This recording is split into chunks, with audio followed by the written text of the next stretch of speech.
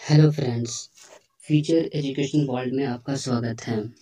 आज हम आप सभी को 12th ज्योग्राफी चैप्टर 1 का सभी ऑब्जेक्टिव क्वेश्चन को करवाएंगे, जो बिहार बोर्ड परीक्षा के लिए बहुत ही महत्वपूर्ण होगा। तो चलिए वीडियो को स्टार्ट करते हैं। आपके स्क्रीन पर पहला सवाल है, ज्योग्राफी शब्द किसने गढ़ा? आपका ऑप्शन है कुसेम्पन ने, डेविस ने, एरेटोस्थेनीज ने या इनमें से सभी। तो आपका जो करेक्ट आंसर हो जाएगा एरेटोस्थेनीज, सी। जी, ज्योग्राफी शब्द सबसे पहले जो कहा था वो एरेटोस्थेनीज ने कहे थे। चलिए अब अगले क्वेश्चन की तरफ चलते हैं। अगला सवाल है कि संभववाद शब्द का प्रयोग सर्वप्रथम किस फ्रांसीसी विद्वान ने किया? आपका ऑप्शन है लुसिन फेब्रे, कुसेम्पल, हम्बोल्ट या इनमें से कोई नहीं। तो आपका जो राइट आंसर हो जाएगा ऑप्शन ए, लुसिन फेब्रे। जी हाँ, संभववाद शब्द का प्रयोग जो सर्वप्रथम किए थे वो लुसिन फेब्रे ने ही किए थे। चलिए अब अगले क्वेश्चन की तरफ चलते हैं। अगला क्वेश्चन है कि आधुनिक मानव भूगोल के जनक कौन है? आपका ऑप्शन है रेडजेल, सैंपल, हम्बोल्ट या इनमें से कोई नहीं। तो इस सवाल का जो करेक्ट आंसर हो जाएगा ऑप्शन ए, रेडजेल। आधुनिक मानव भूगोल के जो जनक कहा जाते हैं वो रेडजेल को कहे जाते हैं। चलिए अब अगले क्वेश्चन की तरफ चलते हैं।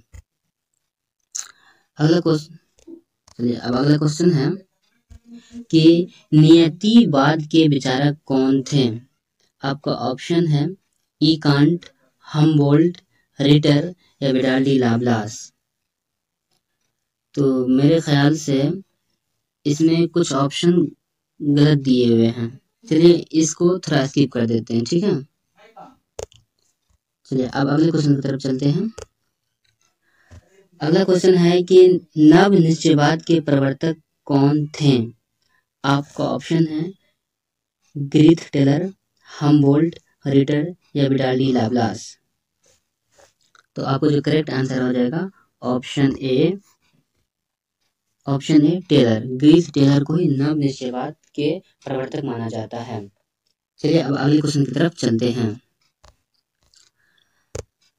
अगला क्वेश्चन है कि एंथ्रोपोजियोग्राफी नामक पुस्तक किसने लिखी है? जी, एंथ्रोपोजियोग्राफी नामक पुस्तक किसने लिखी है? आपका ऑप्शन है ग्रीथ टेलर, हम्बोल्ट, रेडजेल या विडाल डी लाप्लास। तो आपको जो करेक्ट आंसर हो जाएगा सी, रेडजेल। एंथ्रोपोजियोग्राफी नामक जो पुस्तक लिखे हैं वो रेडजेल ने लिखे थे। चलिए अब अगले क्वेश्चन की तरफ चलते हैं। अगला क्वेश्चन है कि नियतिवाद संकल्पना में किस घटक को महत्वपूर्ण माना जाता है? आपका ऑप्शन है प्राकृतिक घटक को, मानवीय घटक को, दोनों को या इनमें से कोई नहीं। तो आपको जो करेक्ट आंसर हो जाएगा ऑप्शन ए, प्राकृतिक घटक को। जी, नियतिवाद में सिर्फ प्राकृतिक घटक को महत्वपूर्ण माना जाता है, लेकिन संभववाद में प्राकृतिक घटक को और मानवीय घटक दोनों को महत्वपूर्ण माना जाता है। चलिए अब अगले क्वेश्चन की तरफ चलते हैं। अगला क्वेश्चन है कि निम्नलिखित में से कौन एक भौगोलिक सूचना का स्रोत नहीं है? आपका ऑप्शन है यात्रियों का विवरण, प्राचीन मानचित्र, चंद्रमा से चट्टानी पदार्थों के नमूने या इनमें से कोई नहीं। तो आपका जो करेक्ट आंसर हो जाएगा सी, चंद्रमा से चट्टान के पदार्थों के नमूने, चंद्रमा से चट्टानी पदार्थों के नमूने। चलिए अब अगले क्वेश्चन की तरफ चलते हैं। अब अगला क्वेश्चन है, एक मिनट इसको थोड़ा बड़ा कर दे रहे हैं। जी, अगला क्वेश्चन है कि निम्नलिखित में से कौन एक लोगों और पर्यावरण के बीच अन्योन्य क्रिया का सर्वाधिक महत्वपूर्ण कारक है? आपका ऑप्शन है मानवीय बुद्धिमत्ता, प्रौद्योगिकी या भाईचारा या इनमें से कोई नहीं। तो आपको जो करेक्ट आंसर हो जाएगा ऑप्शन बी, प्रौद्योगिकी। जी, मानव और पर्यावरण के बीच जो एक महत्वपूर्ण कारक है वो प्रौद्योगिकी है, उद्योग। चलिए अब अगले क्वेश्चन की तरफ चलते हैं। अगला क्वेश्चन है कि मानव भूगोल क्रियाशील मानव तथा अस्थायी पृथ्वी के परिवर्तनशील संबंधों का अध्ययन है। यह कथन किसका है, यह किसने कहा था? तो आपका ऑप्शन है कुसैम्पल ने, या डेविस ने, या हुपर ने, या इनमें से सभी। तो आपका जो करेक्ट आंसर हो जाएगा ऑप्शन ए, कुसैम्पल ने।